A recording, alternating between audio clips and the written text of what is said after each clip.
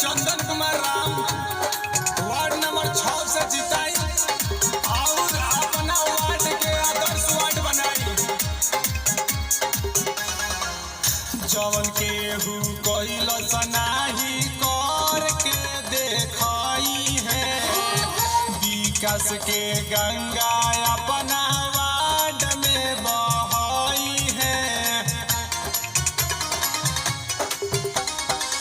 जवन केहू कइल सनाही कर के देखाई है, विकास के गंगा अपना वार्ड में बहाई है।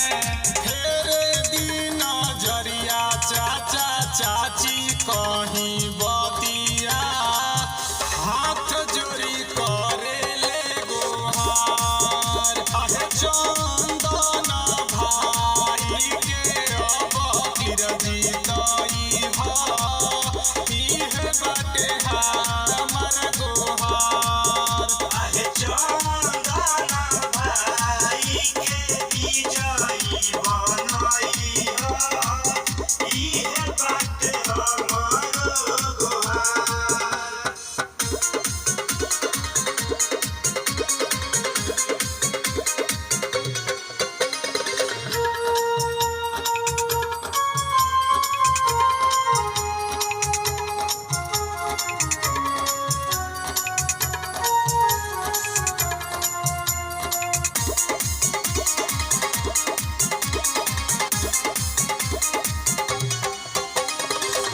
करमठ जुझारू औरी हवनई मंदार हो, गरीब के बेटा बारे हो उम्मीदवार हो।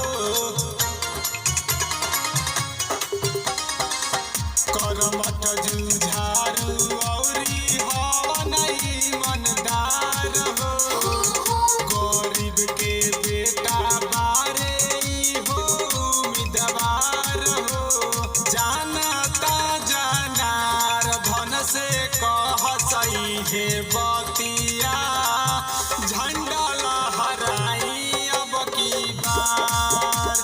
चंदन भाई के अब की जीताई हो, इहे बाटे हमर गोहार। चंदन भाई के विजयी बनाई इहे बाटे हमर गोहार।